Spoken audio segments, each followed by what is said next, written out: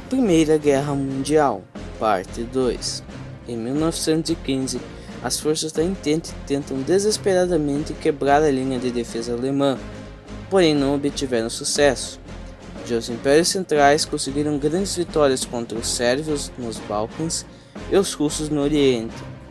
Por falar nos russos, eles precisavam desesperadamente de suprimentos. Por isso, os britânicos organizaram uma missão para desembarcar nas praias de Galípoli e depois invadir a cidade de Constantinopla. Isso tudo para abrir uma rota de suprimentos para a Rússia. Plano esse foi feito por Winston Churchill.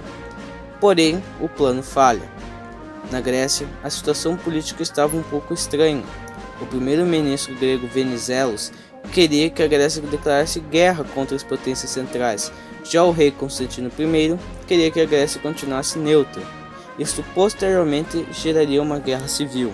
Mesmo assim, a Grécia de Venizelos vence e ela se junta à Entente. Em 1916, os alemães iniciaram uma grande ofensiva na icônica cidade de Verdun. O mesmo duraria o ano inteiro. Enquanto tudo isso acontecia, os russos iniciam uma ofensiva de Brusilov. Ainda em 1916, os britânicos iniciam a Batalha de Somme. Nessa batalha também foram usados os primeiros tanques de guerra. O Reino Unido pede ajuda para os portugueses. Então os portugueses apreendem navios alemães e austro-húngaros. Com isso, a Alemanha declara guerra a Portugal. Grande parte dos portugueses lutaram em trincheiras na frente ocidental e nas colônias africanas. Em 31 de maio de 1916, acontece a maior batalha nos mares da guerra, no qual, mesmo tendo perdido, os alemães causaram grande dano ao exército britânico. Em agosto de 1916, a Romênia declara guerra às potências centrais. De início, eles conseguem capturar boa parte da Transilvânia. Porém, meses depois, os austro-húngaros, com a ajuda dos alemães e dos búlgaros, conseguem dominar a Romênia. Nesse tempo, aconteceram inúmeras batalhas ao redor do rio Isonzo, na Itália, com vitórias de ambos os lados. Na Mesopotâmia, os otomanos derrotam os britânicos em Kut, e em junho, eles invadem novamente a Pérsia, conquistando a cidade de Hamadã, mas em dezembro eles foram expulsos novamente.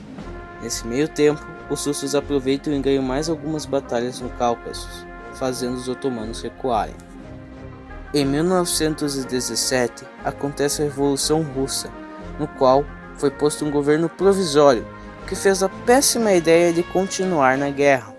Com isso, as ideias do comunismo de Lenin começam a crescer, já que ele prezava três coisas básicas: pão, paz e terra, e naquela época era tudo que a população e o exército russo queriam. Com isso, o comunismo começa a crescer na Rússia. Nessa época, os Estados Unidos interceptam um telegrama enviado pelos alemães para o México, no qual garantia a anexação dos estados do Sul, se o México, é claro, declarasse guerra contra os Estados Unidos. Com isso, sem mais nem menos, os Estados Unidos declara guerra à Alemanha. A Alemanha vê que ela não conseguiria ganhar uma guerra por muito tempo. Então, ela decide voltar com um bloqueio naval ao redor da ilha da Grã-Bretanha, afundando inúmeros navios, tanto americanos como até mesmo brasileiros e chineses. Com isso, a China e o Brasil declaram guerra à Alemanha. O Brasil se junta ao lado da Entente, porém a sua participação foi muito pouca. Eles apenas enviaram médicos e patrulharam os mares. Numa dessas patrulhas, o exército brasileiro achou que tinha visto um U-Boot, um submarino alemão. Então, eles dispararam fogo. Infelizmente, eles acabaram matando um bando de toninhas. Com isso, ficou conhecido como a Guerra das Toninhas. A entrada dos Estados Unidos foi decisivo para a guerra, pois mesmo sendo despreparados, os soldados americanos eram em maior número e estavam descansados. Nesse meio tempo, a Rússia sai da guerra no Tratado de Brest-Litovsk. Os alemães ganham territórios que iam dos Bálticos até a Ucrânia. Além disso, acontece uma revolução pró-bolchevique na Finlândia. Então, em sinal de amizade, os alemães vão lá e derrotam os pró-bolcheviques, capturando a cidade de Helsinki. Agora, a Alemanha começa uma grande ofensiva no fronte ocidental, além de criar a linha Hindenburg, que era um campo de recursos para o exército. Acontecem inúmeras revoltas no Império Otomano. Com isso, ele tem que se render. A Bulgária, que não tinha mais como aguentar, também se rende.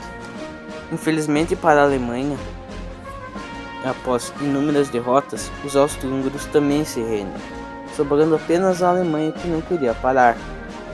Então, o imperador tenta fazer mais um ataque, uma grande ofensiva, como ficou conhecido, porém eles acabam falhando, e isso meio que corroeu toda a Alemanha, consumiu todo o dinheiro que o Império Alemão tinha, e o país colapsou e entrou em revolução.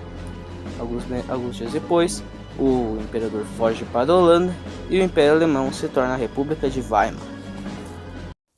Com isso, veio o Tratado de Versalhes, que basicamente culpou a Alemanha por tudo.